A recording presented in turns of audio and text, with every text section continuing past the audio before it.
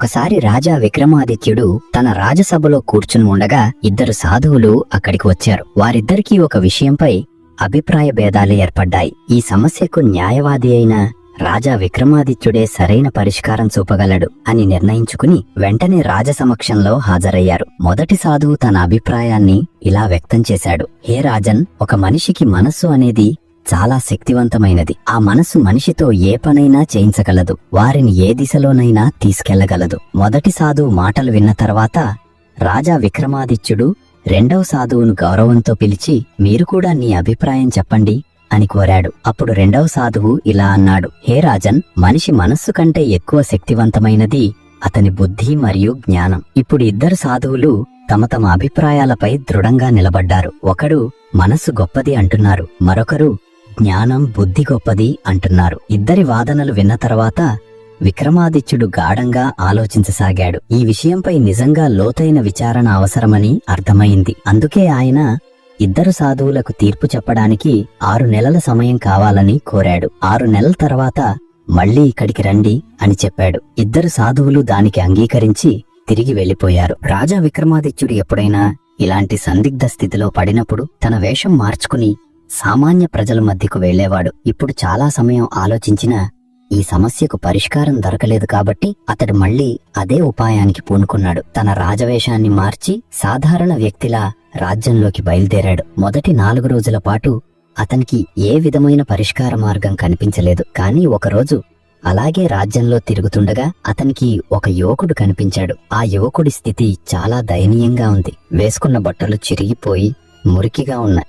పొడవైన గడ్డం, ఆకలితో క్షీణించిన ముఖంతో ఉన్నప్పటికీ రాజా విక్రమాదిత్యుడు ఆ యువకుడిని గుర్తుపట్టాడు. వాస్తవానికి ఆ యువకుడు నగరంలోని చాలా ప్రతిష్టాత్మకమైన ధనవంతుడైన వ్యక్తి కుమారుడు. రాజా అతనిని సమీపించి అతని తండ్రి గురించి ఈ స్థితికి కారణమేమిటో అడిగాడు. ఆ యువకుడు రాజాను తన పరిచయస్తుడిగా భావించి తన బాధకు పూర్తి కారణాన్ని తెలియజేశాడు. నా ధనవంతుడైన తండ్రి మరణం తర్వాత ఒక్కసారిగా నా చేతికి అంత ధనం వచ్చింది. అందుకు నాకు చాలా గర్వం పెరిగిపోయింది. తండ్రి సంపాదించిన ధనంతో నాకు నచ్చినట్లు గడిపేవాణ్ణి. నచ్చినప్పుడు జూదమాడటం, నర్తకీల నాట్య భవనాలకు వెళ్లడం, వేశ్యాలయాల్లో వేశ్యలతో రాసలీలల్లో మునిగిపోవడం, ఇలా ప్రతి తప్పు చేస్తూ ఉండేవాణ్ణి. దానివల్ల అతని ధనం రోజురోజుకు వేగంగా తగ్గిపోయింది. ఒకరోజు అతను పూర్తిగా నిరుపేదగా మారిపోయాడు. ఒకప్పుడు అతనికి గౌరవం ఇచ్చిన స్నేహితులు, బంధువులు ఇప్పుడు అతన్ని ఎగతాళి చేస్తున్నారు. ఆ అవమానంతో అతనికి బతకడమే కష్టమైపోయింది.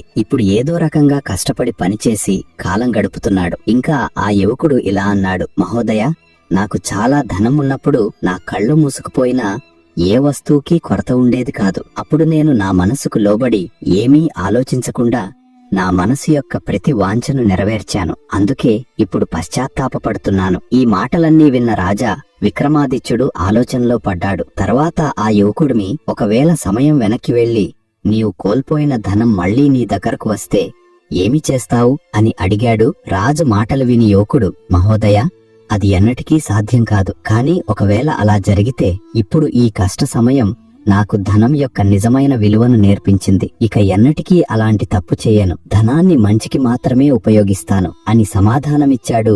ఆ యువకుడి గాఢమైన పశ్చాత్తాపం చూసి రాజా విక్రమాదిత్యుడికి దయ కలిగింది. అతను తన అసలు రూపాన్ని బయటపెట్టి తనను తాను పరిచయం చేసుకున్నాడు. తర్వాత ఆ యువకుడికి తండ్రి మరణానంతరం వచ్చినంత ధనాన్ని తిరిగి ఇచ్చాడు. ఇక ముందు ఈ ధనాన్ని మంచికి మాత్రమే ఉపయోగించు అని సలహా ఇచ్చాడు. సమయం గడిచింది. రాజా విక్రమాదిత్యుడు అడిగిన 6 నెలల కాలం ఇప్పుడు పూర్తి అయింది. ఆ ఇద్దరు సాధువులు మళ్లీ రాజా విక్రమాదిత్యుడి దర్బారులో హాజరయ్యారు. వారు ఇలా అన్నారు. చెప్పండి రాజా, మీరు ఏ నిర్ణయానికి వచ్చారు? ఇద్దరు సాధువుల మాటలు విని రాజా విక్రమాదిత్యుడు ఏమీ మాట్లాడకుండా వారిని తనతో పాటు ఆ యువకుడి దగ్గరకు తీసుకెళ్లాడు. ఆ యువకుడు ఇప్పుడు పూర్తిగా మారిపోయాడు. కేవలం 6 నెలల్లోనే వ్యాపారంలో అద్భుతమైన పురోగతి సాధించాడు. రాజా విక్రమాదిత్యుడు మరియు సాధువులు వచ్చినట్లు చూసిన యువకుడు గౌరవంతో వారిని సత్కరించాడు. సందిగ్ధంలో ఉన్న సాధువులకు ఇది అసలు అర్థం కాలేదు. వారి సందేహం గమనించిన రాజా విక్రమాదిత్యుడు ఇద్దరు సాధువులకు ఆ యువకుడి పూర్తి కథ చెప్పి ఇలా అన్నాడు. హే ఋషివర్యులారా, జ్ఞానం మరియు మనస్సు లలో జ్ఞానం యొక్క స్థానమే గొప్పది. మనిషిపై అతని మనస్సు ఆధిపత్యం చెలాయించటానికి ప్రయత్నిస్తుంది, కానీ తన జ్ఞానబలంతో వివేకవంతుడైన మనిషి మనస్సును తనపై ఆధిపత్యం చెలాయించనివ్వడు. మనస్సు రథమైతే జ్ఞానమే దాని సారథి. సారథి లేకుండా రథం అసంపూర్ణం. రాజా విక్రమాదిత్యుడి మాటలు విని ఇద్దరు సాధువులు పూర్తిగా ఒప్పుకుని సంతోషంగా తిరిగి వెళ్లిపోయారు. ఇలా కథ చెప్పి 7వ ప్రతిమ కౌముది రాజా భోజుడితో, మీలో కూడా అలాంటి గుణం ఉంటే రండి, ఈ దివ్య సింహాసనంపై కూర్చోవటానికి మీకు స్వాగతం అని అంది. రాజా భోజుడు మళ్లీ తనను తాను అధముడిగా భావించాడు. మరుసటి రోజు మళ్లీ దర్బారు ప్రారంభమైంది. రాజా భోజుడు మళ్లీ ఆ సింహాసనంపై కూర్చోవడానికి వచ్చాడు. కాని మళ్లీ ఒక దివ్య ప్రకాశంతో మరొక అద్భుత ప్రతిమ తారమతి సింహాసనం నుండి ప్రత్యక్షమైంది. ఎప్పట్లాగే రాజా భోజుడిని సింహాసనంపై కూర్చోకుండా ఆపి రాజా విక్రమాదిత్యుడి మరొక కథ చెప్పడం ప్రారంభించింది. ఒక మోసగాడైన తాంత్రికుడు ఉండేవాడు. అతడు ఒక అందమైన కన్యతో సహవాసం చేసేవాడు. వాస్తవానికి ఆ తాంత్రికుడు ఆ సుందరిని బందీ చేశాడు. ఆ దుష్ట తాంత్రికుడి దగ్గర 2 నీటి కుండలుండేవి. వాటిలో మాయ నీరుండేది. తాంత్రికుడు ఎడమ కుండలోని కొన్ని నీటి బొట్లు తీసి ఆ సుందరిపై చల్లితే ఆమె ఒక కోతిలాగా మారిపోయేది. మరియు కుడివైపు ఉన్న కుండలోని నీటిని ఆ కోతి రూపంలో ఉన్న కన్యపై చల్లితే ఆమె తిరిగి తన అసలు రూపంలోకి వచ్చేది. ఇలా చాలా కాలంగా జరుగుతోంది. తాంత్రికుడు పగటిపూట బయటకు వెళ్లేటప్పుడు ఆ సుందరిని కోతిగా మార్చేవాడు. రాత్రి తిరిగి తన కుటీరానికి వచ్చినప్పుడు ఆమెను సుందర కన్యగా మార్చి ఆమెతో శృంగారం చేసేవాడు. ఆ యువతి తాంత్రికుడి ఈ దుష్కర్మలతో చాలా బాధపడసాగింది. కాని ఆమె తప్పించుకునేందుకు ఏ మార్గం లేదు. ఎందుకు అంటే ఒకవేళ తాంత్రికుడు వెళ్లిన తర్వాత కోతి రూపంలో అక్కడి నుండి పారిపోయినా ఆమె శాశ్వతంగా కోతి రూపంలోనే ఉండిపోవాలి. ఇప్పుడు కనీసం రాత్రి సమయంలో అయినా ఆమెకు తన అసలు రూపం దొరుకుతుంది. మనసులో ఈ ఆలోచన వచ్చిన వెంటనే ఆమె అక్కడి నుండి పారిపోయే ఉద్దేశ్యాన్ని వదిలేసేది. సమయం ఇలా గడిచిపోయింది. యాదృచ్ఛికంగా ఒకరోజు రాజా విక్రమాదిత్యుడు వేటాడుతూ ఆ దట్టమైన అడవిలోకి చేరుకున్నాడు. దాహంతో అలసిపోయి గుర్రం నుండి దిగి నీరు తాగటానికి ఆ దుష్ట తాంత్రికుడి కుటీరం ముందు ఉన్న ఒక బావి దగ్గరకు చేరాడు. అప్పుడు అతని దృష్టి చెట్టుకొమ్మపై కూర్చున్న ఆ కోతిపై పడింది. మొదట రాజా విక్రమాదిత్యుడు దానిని సాధారణ కోతిగానే భావించాడు. కాని రాజును చూసిన ఆ కోతి ఎగరడం, దూకడం, చేతులు ఊపడం ప్రారంభించింది. అది గమనించిన రాజు శ్రద్ధగా దానివైపు చూడసాగాడు. అప్పుడు ఆ కోతి చాలా విచిత్రంగా ప్రవర్తిస్తూ తనతో ఏదో చెప్పాలనుకుంటున్నట్లు అనిపించింది. రాజుకు ఇక్కడ ఏదో విచిత్రంగా ఉందని అనుమానం కలిగింది. ఆ పూర్తి రహస్యం తెలుసుకోవటానికి ఒక రాత్రి అక్కడే ఉండాలని నిర్ణయించుకున్నాడు. కొంత దూరంలో ఒక చోటు చూసి దట్టమైన చెట్ల మధ్య తన గుర్రాన్ని దాచాడు. తాను చెట్టు వెనక డాక్కుని కూర్చున్నాడు. శ్వాసను ఆపి దృష్టిని ఆ కుటీరంపైనే ఉంచాడు. సాయంత్రం సమయం అయ్యేసరికి రాజా విక్రమాదిత్యుడికి ఒక తాంత్రికుడు వస్తున్నట్లు కనిపించాడు. అతడు నేరుగా కుటీరం ద్వారం దగ్గరకు వెళ్లి కోతిని ఇటు రమ్ము అని పిలిచాడు. వెంటనే ఆ కోతి తాంత్రికుడు దగ్గరకు వచ్చింది. అప్పుడు ఆ తాంత్రికుడు అక్కడ ఉన్న కుడికుండలోని నీటిని ఆ కోతిపై చల్లాడు. వెంటనే ఆమె అతి సుందరమైన స్వర్గ అప్సరసగా మారిపోయింది. తాంత్రికుడు ఆ అప్సరను తీసుకుని కుటీరం లోపలికి వెళ్లిపోయాడు. ఇదంతా చూసిన రాజా విక్రమాదిత్యుడి కళ్ళు పెద్దవి చేసి అలా ఉండిపోయాయి. అతనికి అపారమైన ఆశ్చర్యం కలిగింది. కొన్ని క్షణాల క్రితం చూసిన ఆ దృశ్యంపై నమ్మకం కలగటం లేదు. పూర్తి రహస్యం తెలుసుకోవడానికి ఆ కుటీరంలోకి వెళ్లాలని నిర్ణయించుకున్నాడు.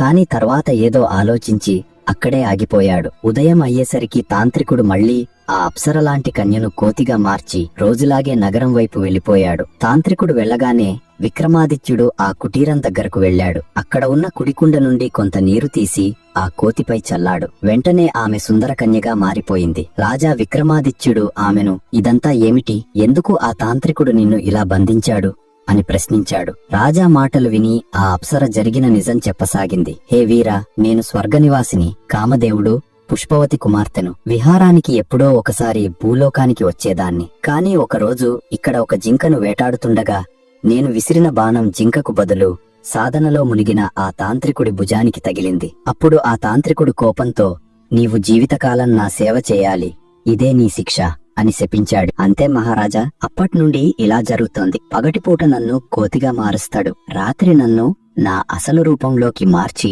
తన అవసరాలు తీర్చుకుంటాడు. మహారాజా, ఆ తాంత్రికుడు నన్ను కేవలం తన భోగ వస్తువుగా మాత్రమే ఉపయోగించుకుంటున్నాడు. సుందరి యొక్క పూర్తి వేదన విని రాజా విక్రమాదిత్యుడికి చాలా దుఃఖం కలిగింది. అతడు ఆమెతో దృఢంగా, హే సుందరి, నీవు అస్సలు భయపడకు. ఈ రోజు నిన్ను ఆ దుష్ట తాంత్రికుడి పట్టు నుండి శాశ్వతంగా విముక్తి చేస్తాను అని అన్నాడు. రాజా విక్రమాదిత్యుడి మాటలు విని సుందరి ముఖంపై ఆశ మరియు సంతోష భావాలు వ్యక్తమయ్యాయి. విక్రమాదిత్యుడు మళ్లీ ఆ సుందరిని కోతిగా మార్చి తాను ఒక చెట్టు వెనుక దాక్కున్నాడు. సాయంత్రం అయ్యేసరికి ఆ దుష్ట తాంత్రికుడు వచ్చాడు. అతడు కోతిని తన దగ్గరకు పిలిచాడు. నీరు చల్లిన వెంటనే వేగంగా రాజా విక్రమాదిత్యుడు ఎడమవైపు ఉన్న కుండలోని కొన్ని నీటి బొట్లను ఆ తాంత్రికుడిపై చల్లాడు. వెంటనే దేవలోక సుందరి తన అసలు రూపంలోకి వచ్చింది మరియు ఆ దుష్ట తాంత్రికుడు కోతిగా మారిపోయాడు. కోతిగా మారిన తాంత్రికుడు చాలా దూకుడుగా గర్జించాడు.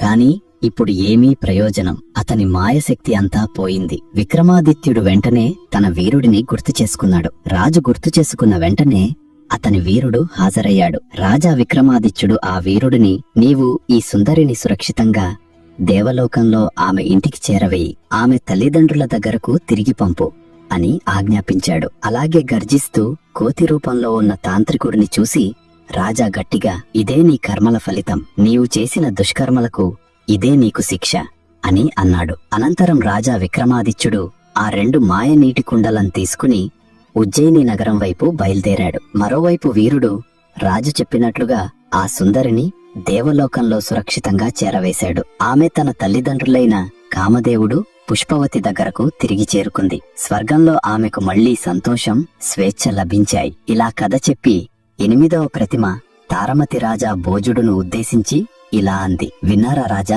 ఇలాంటి వారే మా రాజా విక్రమాదిత్యుడు. ఏ అపరిచితుడి దుఃఖాన్నైనా తన దుఃఖంగా భావించి దాన్ని తొలగించటానికి పూర్తి బాధ్యతగా వ్యవహరించేవాడు. ఒకవేళ మీరు కూడా ఎప్పుడైనా అలాంటి పని చేసి ఉంటే ఇక ఆలస్యం చేయకుండా ముందుకు వచ్చి ఈ సింహాసనంపై కూర్చోండి. రాజా భోజుడు మళ్లీ ఒక మూగవానిలా నిలబడిపోయాడు. అతనికి ఏమీ మాట్లాడాలో తెలియలేదు. దర్బారులో మళ్లీ కరతాళ ధ్వనులు వినిపించసాగాయి. ఈ రోజు కూడా అలాగే గడిచిపోయింది. మరుసటి రోజు మళ్లీ రాజ దర్బారు ఏర్పాటు చేయబడింది. రాజా భోజుడు మళ్లీ మనసులో ఒక ఆశతో ఆ దివ్య సింహాసనం వైపు నడిచాడు. కాని అతడు సింహాసనం దగ్గరకు చేరగానే మళ్లీ ఒక దివ్యమైన ప్రకాశంతో ఆ సింహాసనం నుండి మరొక ప్రతిమ ప్రత్యక్షమైంది. సింహాసనం నుండి ప్రత్యక్షమైన 9వ ప్రతిమ పేరు త్రిలోచన. త్రిలోచన కూడా రాజా భోజుల్ని సింహాసనంపై కూర్చోనివ్వలేదు. అతడ్ని అయోగ్యుడుగా నిర్ధారించే రాజా విక్రమాదిత్యుడి జీవితానికి సంబంధించిన మరొక కథ చెప్పడం ప్రారంభించింది. వినండి రాజా. ఒకరోజు రాజా విక్రమాదిత్యుడి సైనికులు రాజ్యంలో గస్తీ చేస్తుండగా వారికి ఒక నిరుపేద వ్యక్తి కనిపించాడు. అతని ముఖంలో భయం, బాధ స్పష్టంగా కనిపిస్తున్నాయి. ఆ నిరుపేదుడి దగ్గర చాలా ధనం ఉంది. సైనికులు వెంటనే అతడిని దొంగగా భావించి పట్టుకున్నారు. అతడిని రాజా విక్రమాదిత్యుడి సమక్షంలో హాజరుపరిచారు. మహారాజా, ఈ వ్యక్తి ఒక దొంగ.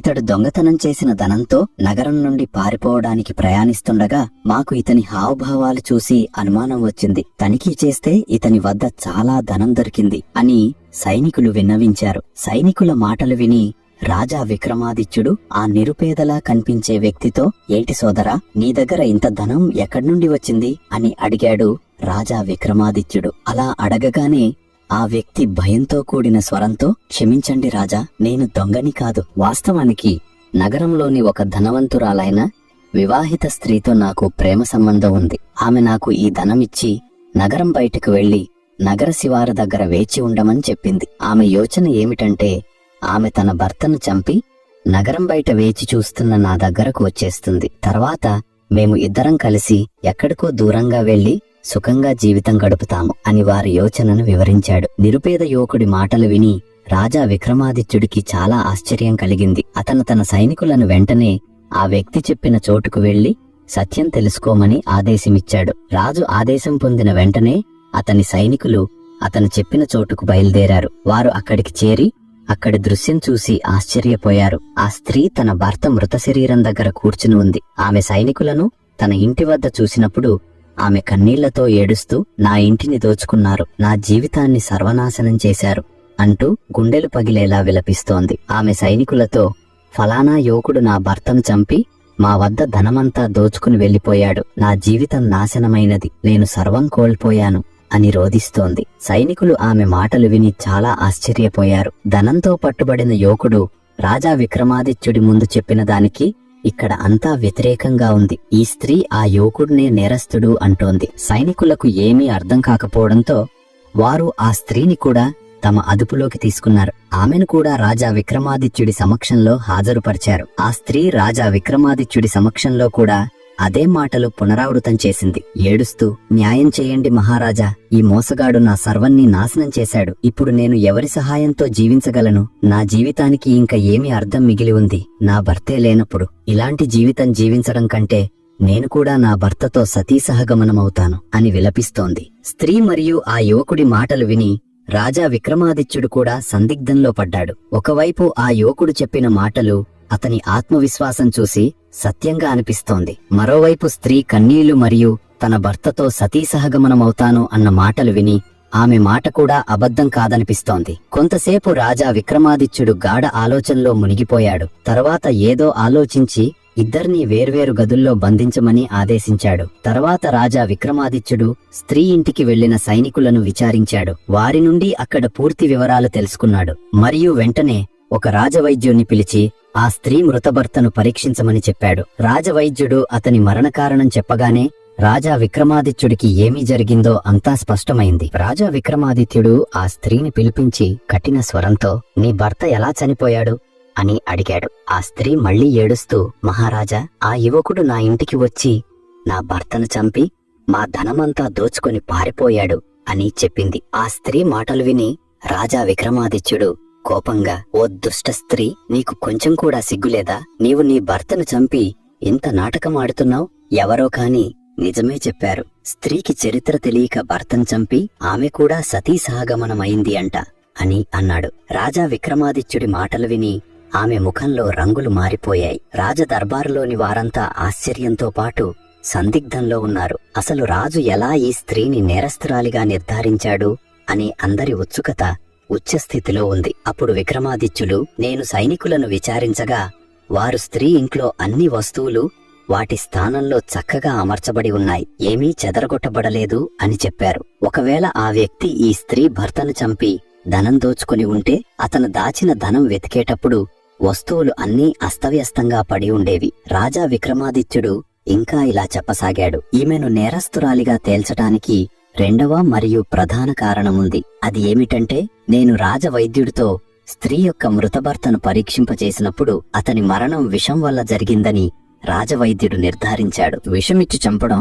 తనకు చాలా సన్నిహితులైన వారు మాత్రమే చేయగలరు. ఒకవేళ ఆ యువకుడు ఆమె భర్తను చంపి ఉంటే అతని శరీరంపై గాయాల గుర్తులు ఉండేవి, కానీ అతని శరీరంపై ఎలాంటి గుర్తులు లేవు. అది అతని మరణం బలవంతంగా లేదా ఏ రకమైన ఆయుధం వల్ల జరిగింది కాదు అని తెలుస్తుంది అని చెప్పాడు. రాజా విక్రమాదిత్యుడి మాటలు విని స్త్రీ ముఖం ఒక్కసారిగా తెల్లబడిపోయింది. మళ్లీ రాజా విక్రమాదిత్యుడు కఠిన స్వరంలో అడిగినప్పుడు ఆమె నిస్సహాయంగా, క్షమించండి మహారాజా, ఈ పాపం నా వల్లే జరిగింది. నేను ఈ యువకుడి ప్రేమలో అంధురాలైపోయాను. కాబట్టి నేను నా భర్తను చంపి ఇతనితో పారిపోయే యోచన చేశాను. తద్వారా నేను ఇతనితో ఎక్కడికైనా దూరంగా వెళ్లి ఆనందంగా జీవితం గడపాలనుకున్నాను. రాజ్య సైనికులు కనుక నా ఇంటికి రాకపోయి ఉంటే నా యోచన సఫలమయ్యేది. సైనికులను చూడగానే నేను ఈ అబద్ధపు కథను సృష్టించాను అని చెప్పింది. పూర్తి రాజదర్బారు స్త్రీ నోటి నుండి వచ్చిన మాటలు విని ఆశ్చర్యపోయింది. రాజా విక్రమాదిత్యుడు ఆ యువకుడిని నిర్దోషిగా ప్రకటించి విడుదల చేశాడు మరియు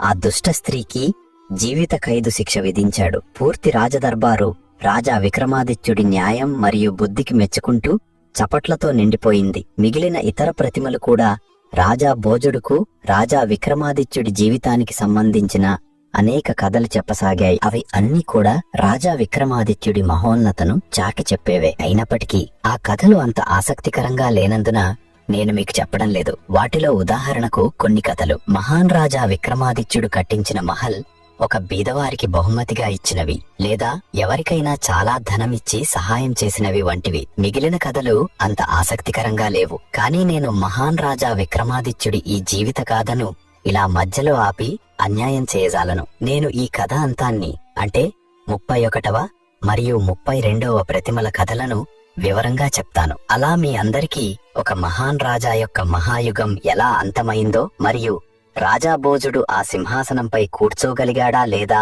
అనే విషయాలు తెలుస్తాయి. 31వ ప్రతిమ రాజా బోజుడితో, వినండి బోజురాజా, ఎలాగైతే ఇత్తడి బంగారంతోనూ గాజు వజ్రంతోనూ సాటిరాదో అలాగే మీరు 1000 సార్లు రాజా విక్రమాదిత్యుడితో పోల్చుకున్నా మీరు వారి ఒక గోరుకు కూడా సమానం కాలేరు. అయినా మీరు రోజూ ఈ సింహాసనంపై కూర్చోవడానికి వస్తున్నారు, నీలో కొంచెమైనా నిజాయితీ మిగిలి ఉందా అని అడుగుతుంది. 31వ ప్రతిమ ఇందుమతి మాటలు విని రాజాబోజుడు అవమానంతో చాలా సిగ్గుపడ్డాడు. 31వ ప్రతిమ రాజాబోజుడితో, నీవు ఆశపడుతున్నావు కాబట్టి శ్రద్ధగా విను అని కథని చెప్పడం ప్రారంభించింది. రాజా విక్రమాదిత్యుడికి తన జీవితం అంతిమ దశలో ఉందని తెలిసినప్పుడు అతడు నగరం ఎడమవైపు గంగానది ఒడ్డున ఒక భవ్యమైన ఆలయం నిర్మింపచేశాడు. ఆ ఆలయం పూర్తి కాగానే రాజా విక్రమాదిత్యుడు అక్కడికి వెళ్లి నివసించసాగాడు. అతడు దేశమంతా ఎవరికి ఏమీ కావాలంటే వచ్చి తీసుకోవచ్చు అని ప్రకటన వేయించాడు. ఈ వార్త తెలిసిన చాలా మంది బ్రాహ్మణులు, పండితులు, బాటసారులు, భిక్షుకులు రాజా విక్రమాదిత్యుడి దగ్గరకు వచ్చారు. వారందరికీ వారు కోరిన దాన్ని రాజా ఉదారంగా ఇచ్చి పంపేవాడు. ఈ వార్త దేవతల వరకు చేరినప్పుడు చాలా మంది దేవతలు తమ వేషం మార్చుకొని రాజా విక్రమాదిత్యుడిని పరీక్షించడానికి అతని దగ్గరకు వచ్చారు. వారు తమ మనసుకు తోచినవి అడిగారు. రాజా విక్రమాదిత్యుడు అందరి ఇచ్చలను నెరవేర్చి వారు కోరిన వస్తువులను బహుమతిగా ఇచ్చాడు. అప్పుడు దేవతలు ఇలా అన్నారు, నీలాంటి కుమారుడికి జన్మనిచ్చిన ఆ తల్లిదండ్రులు ధన్యులు. 3 లోకాల్లో ఎప్పుడూ నీ నామస్మరణ ఉంటుంది. సత్యయుగంలో రాజా హరిశ్చంద్రుడు, త్రేతాయుగంలో రాజా బలిచక్రవర్తి, ద్వాపరయుగంలో రాజా యుధిష్ఠిరుడు వలె కలియుగంలో విక్రమాదిత్యుడు అంటే నీవు ప్రసిద్ధి చెందుతావు. 4 యుగాల్లో నీలాంటి మరొకరు లేరు. ఇలా చెప్పి రాజా విక్రమాదిత్యుడికి ఆశీర్వాదమిచ్చి దేవతలు వీడ్కోలు చెప్పి వెళ్లిపోయారు. ఈ కథ చెప్పి 31వ ప్రతిమ ఇందుమతి రాజా బోజుడితో, బోజరాజా, నీవు ఎక్కడి నుండి ఈ సింహాసనాన్ని తవ్వి తెచ్చావో అదే చోట తిరిగి పాతిపెట్టు, ఇదే నీకు ఉత్తమం అని అంది. రాజా బోజుడు బరువైన అడుగులతో మనసులో అనేక ఆలోచనలతో దర్బారు నుండి వెళ్లిపోయాడు. కాని మరుసటి రోజు మళ్లీ అతని మనసులో వైరాగ్యం మేల్కొంది. అతడు సింహాసనంపై ఆరోహణం చేయడానికి సింహాసనం దగ్గరకు వెళ్లాడు. అప్పుడు సింహాసనం నుండి బయటకు వచ్చిన కనకమంజరి అనే అంతిమ మరియు 32వ ప్రతిమ రాజుతో, రాజా వినండి, నేను ఈ రోజు నీకు అంతిమ కథ చెప్పబోతున్నాను. దీనిని విన్న తర్వాత కూడా నీకు ఈ సింహాసనంపై కూర్చోవాలనిపిస్తే నీవు ఇక ఎటువంటి ఆటంకం లేకుండా దానిపై కూర్చోవచ్చు. నా తర్వాత వేరొక ప్రతిమ నిన్ను ఆపడానికి రాదు. కానీ దానికి ముందు నీవు నా ఈ కథ విను. అంతిమ ప్రతిమ మాటలు విని రాజా బోజుడు ఆగిపోయాడు. 32వ ప్రతిమ కనకమంజరి అంతిమ కథ చెప్పడం ప్రారంభించింది. రాజా విక్రమాదిత్యుడి అంతిమ సమయం సమీపించినప్పుడు అతడు సహశరీరాంతో విమానంలో కూర్చొని ఇంద్రలోకానికి వెళ్లిపోయాడు. అతడు తన జీవిత అంతిమ రోజుల్లో అంబావతి నగరంలో నివసించేవాడు. అతడు వెళ్లగానే పూర్తి అంబావతి నగరం దుఃఖసాగరంలో మునిగిపోయింది. రాజా విక్రమాదిత్యుడు సహశరీరంతో స్వర్గానికి వెళ్లిపోయాడని తెలిసినప్పుడు 3 లోకాల్లో దుఃఖం నెలకొంది. దీనికి ముందు విక్రమాదిత్యుడు చాలా సాధన చేశాడు. నిష్ణాతుడైన సాధువు మాత్రమే సహశరీరంతో స్వర్గం చేరుకోగలరు. రాజా విక్రమాదిత్యుడి 4 వీరులు కూడా అతనితోనే అదృశ్యమయ్యారు. వారి స్వామి లేకుండా దాసులు ఉండరు కదా.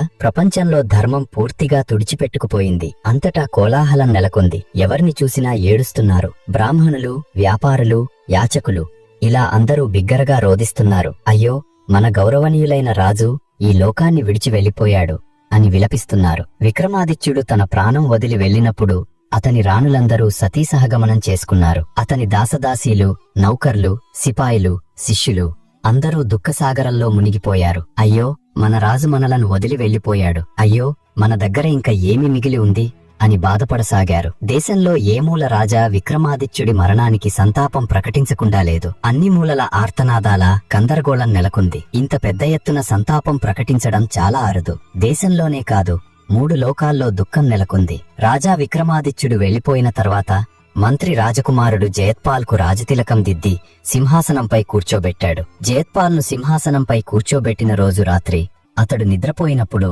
అతని స్వప్నంలో స్వయంగా రాజా విక్రమాదిత్యుడు కనిపించాడు. అతనిని ఆ సింహాసనంపై కూర్చోకుండా నిషేధిస్తూ ఇలా అన్నాడు, ఎవరైనా నాలాగా దాన ధర్మాలు చేస్తూ నా ఈ అన్ని గుణాలు కలిగి ఉన్నవారు మాత్రమే ఈ సింహాసనంపై కూర్చోగలరు, లేకపోతే అది సాధ్యం కాదు. ఈ సింహాసనాన్ని ఇప్పుడు నీవు ధరిత్రి మాతకు అప్పగించు అని హెచ్చరించాడు.